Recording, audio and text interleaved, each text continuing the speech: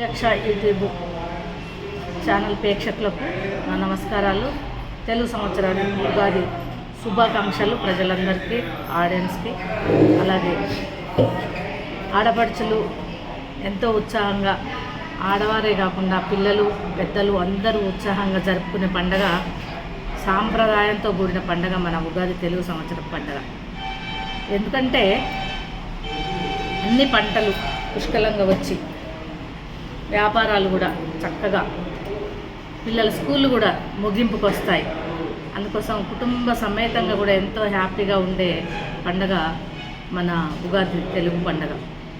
అంతేకాకుండా మన హిందూ సాంప్రదాయ ప్రకారం మన దేశంలో కూడా పంచాంగ శ్రవణం, ఆ రోజు ఈవినింగ్ కూర్చొని పంచాంగ శ్రవణంలో నవగ్రహాల బలాలు, ఫలాలు, మన జరగబోయే మన సంవత్సరం అంతా ఎలా ఉంటుంది, ఎలా జీవిస్తారు, ఎంత బలం ఉంటుంది, అలా ఎంతో ఉత్తేజంతో, ఎంతో ఆనందంతో కూడా మనుషులు పులకించిపోయే రోజు అది. వసంతం, నవ వసంతం తీసుకొచ్చి అన్ని విధాలుగా హ్యాపీగా గడిపే ముందు ఒక నెల రోజులు సమ్మర్ వస్తుంది, చక్కగా పిల్లలకు సెలవులు వస్తాయి. వీళ్ళంతా కూడా ఎంతో పండగలుగా కాదు, చక్కగా సందర్శక ప్రదేశాలకు వెళ్ళి అన్ని సందర్శించి అన్ని గుళ్ళకు పోయి అన్ని పూజలు చేసుకుంటూ అలా గడిపే టైము ఈ వసంత మాసం. అయితే ఒక్కొక్క గ్రహానికి ఒక్కొక్క గ్రహం పేరు చెప్పి అప్పుడు పంతులు కానీ వీళ్ళ పంచాంగ శ్రవణం చెప్పే వాళ్ళ జాతక వాళ్ళు చెప్పేవారు వాళ్ళు కానీ, ఇవన్నీ ఏంటంటే ఈ మన మనుషులకు నమ్మకాలు కల్పించడమే కాకుండా ముందుకు తీసుకెళ్ళడానికి వీళ్ళందరికీ కూడా ఒక నమ్మకం కల్పించి ముందుకు తీసుకెళ్ళి ఈ ప్రపంచంలో జరిగే వింతలు విశేషాలు అన్నీ కూడా మనిషికి తెలియపరిచే ఒక సాంప్రదాయం అనేది మనకు వెనకటి నుంచి ఉన్నది. ఆడవారు, పిల్లలు, పెద్దలు పెందలాడలేసి చక్కగా పూజ స్నానాలు ఆచరించి చక్కగా ఇంట్లో పూజలు ఆచరించుకొని చక్కని కొత్త బట్టలు ధరించి గుళ్ళకు పోయి చక్కగా పూజలు పునస్కారాలు జరిపించుకొని ఈ పంచాంగ శ్రవణం కూడా అందులో ఒక భాగంగా ఆ రోజు గడిచిపోతుంది. అలాగే రైతులు చక్కగా ఇళ్ళల్లో ఉన్న వాళ్ళ ఎద్దు వ్యవసాయ బండ్లు అలాంటి వాటికి చక్కగా పూజలు జరిపించుకుంటారు. కుంకుమలు జల్లి వాటికి స్నానాలు ఆచరించి గొడ్లకు కూడా అంటే అది ఆవులు కానీ కోడెలను ఉంటాయి, కోడెలు తున్నెయి ఇవన్నీ ఉండేది. ఒకప్పుడు ఇంకా ఎక్కువ ఉండేది, ఇప్పుడు కొద్దిగా ఉన్నా కూడా వాటిని కూడా మంచిగా స్నానాలు ఆచరించి నీళ్ళతో కడిగేసి శుభ్రంగా వాటిని అలంకరించుకొని వాటిని కూడా పూజ చేయించుకొని చక్కగా కొంతమంది అయితే కొన్ని ఊళ్ళల్లో అటు తిరుమలగిరని అటని ఇటని దేవస్థానాలకు తీసుకుపోయి అక్కడ పోయి పూజలు చేయించుకొని ఎంతో వసంతంగా, నవవసంతం అంటే వాళ్ళ ఇంట్లో కనపడుతుందా అని చక్కటి మామిడి తోరణాలు కట్టుకొని చక్కని పంచరుచులతోని ఒక రసం తయారు చేస్తారు ఆ రోజు. ఎందుకు అంటే ఉగాది పచ్చడి అనేది పంచరుచులతో తయారు చేస్తారు. పులుపు, తీపి, ఆరు రుచులతో మంచి ఒక రసాన్ని తయారు చేసి అదొక రామరసంగా ఒక మంచి మనిషికి జీవితాన్ని నేర్పించే రుచులన్నీ అందులో ఉంటాయి అనేది మన వాడుక పదం. దానికి ఏంటి అంటే చక్కగా అది తిన్న దాని అర్థం ఏంటి అనేది తెలుసుకోవాలి పిల్లలతో సహా అనేది అదొక పద్ధతి. తీపి, పులుపు, మన జీవితం, వగరు, చేదు, కారం, ఉప్పు అన్నీ కలిసిందే మన జీవితం అనేది దానికి అర్థం తెలుస్తుంది మనిషికి. అలాగే ఇప్పుడు పంటలు పండిస్తున్నాడు రైతు, ఆ పంటలు కూడా ఫ్రెష్గా వస్తాయి. అప్పుడు ఎండాకాలంలో పండ్లు, చక్కని మామిడి పండ్లు, ఎంత చక్కని మామిడి పళ్ళు వస్తాయంటే అంత చక్కని మామిడి పళ్ళు వస్తాయి. అది సీజన్, మామిడి పళ్ళకు మంచి సీజన్. అవి అసలు ఆ మామిడి పళ్ళని చూస్తే ప్రతి ఒక్కరు కూడా వదిలిపెట్టరు.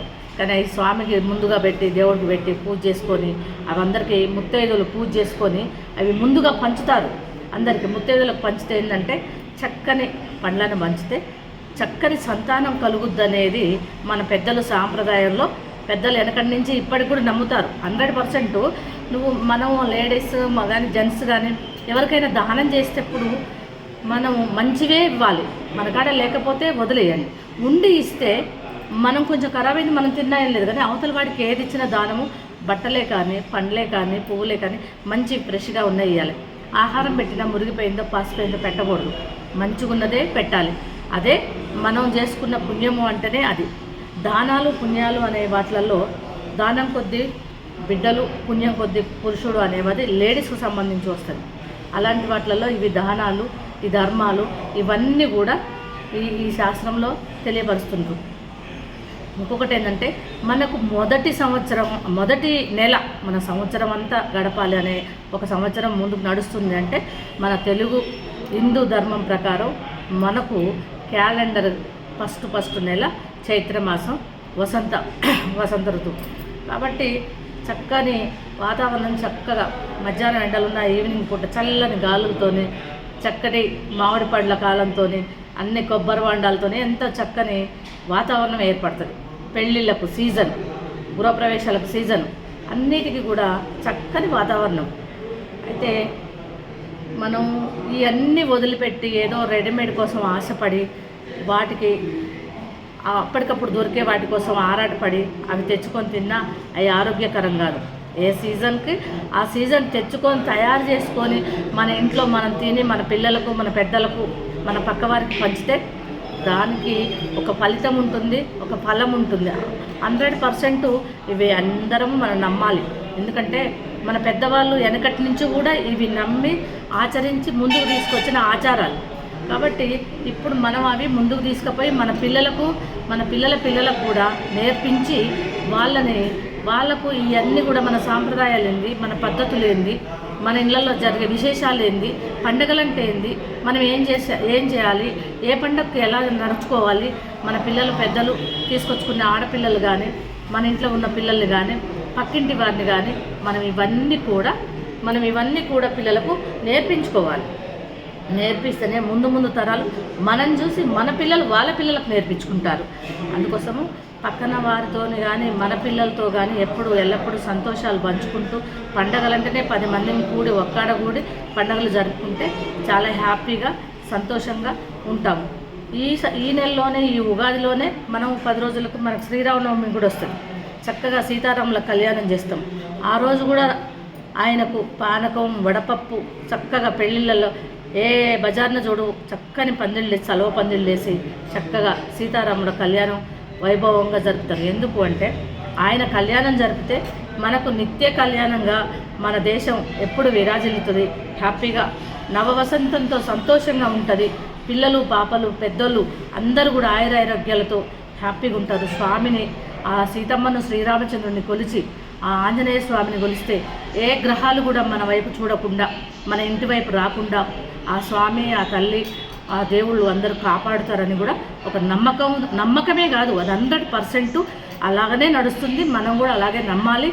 స్వామి దయ్యం ఉంది అన్నప్పుడు దేవుడు ఉన్నాడు కాబట్టి మనం దేవుణ్ణి ఎల్లప్పుడూ కొలుసుకుంటే మన మనసు ఎంతో ప్రశాంతంగా ఉంటుంది.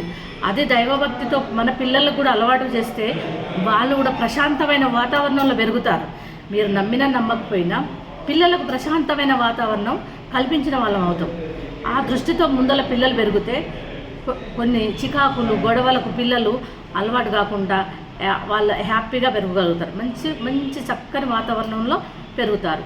కాబట్టి పెరిగే వాళ్ళు కానీ, యువత కూడా సాంప్రదాయాలు, పద్ధతులు మనం నేర్పిస్తే వాళ్ళ కుటుంబాలు, వాళ్ళ జీవితాలు ముందు వాళ్ళకు కూడా అన్ని అలవాటు తెలుసుకుంటే, వాళ్ళు ఆ పద్ధతులు అలవర్చుకుంటే వాళ్ళు కూడా హ్యాపీగా జీవిస్తారు.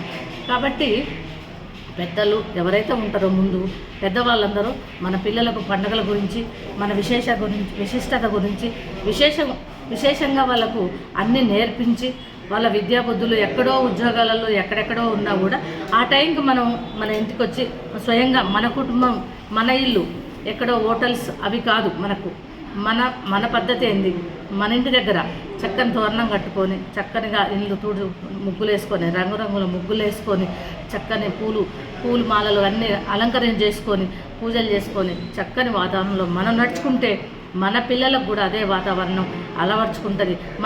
మనం చూసి మన పక్కన వాళ్ళు కూడా అలాగే తయారవుతారు. ఒక మంచి పని చేస్తే 10 మంది మంచికి అలవాటు పడతారు. కాబట్టి మనం ఎప్పుడు కూడా ప్రశాంతమైన వాతావరణం ఉండడానికి ఈ ఉగాది మనకు అన్ని విధాలుగా చక్కని కోయిలమ్మ పాటలు, సంగీతము చక్కని సంగీతం వినే సౌందర్యవంతులు, సంగీత అభిమానులు ఎంతోమంది ఉంటారు. అలాంటి సీజన్ మన కోయిలమ్మ కూతలతోని, కేకలతోని, కుహ రాగాలతోని మనకు ఈ నవవసంతం వస్తుంది. దీన్ని అందరం ఆస్వాదిద్దాం, అందరం సంతోషాన్ని పంచుకుందాం, అందరం హ్యాపీగా ఉందాం. ఈ ఉగాది శుభాకాంక్షలు అందరికీ కూడా. అందరూ సంతోషంగా పండగ జరుపుకొని అందరు హ్యాపీగా ఉండాలి. వచ్చే పండగలన్నింటినీ ఆస్వాదించి హ్యాపీగా మీ సుఖ సంతోషాలతో మీ జీవితాలు వర్ధిల్లాలి. మీరు అనుకున్నవన్నీ ఆ దేవుడు మీకు, ఆ సీతారాములు, ఆంజనేయ స్వామి మీకు అన్నీ అనుగ్రహించి ప్రసాదించాలని మనస్ఫూర్తిగా, మీకు మాకు అనుగ్రహించాలని మనస్ఫూర్తిగా కోరుకుంటూ. Okay, thank you sir. Thank you అక్క. Thank you very much. నా పేరు వీరమల్ల ఊర్మిళ గౌడ్. నేను ఆల్రెడీ మా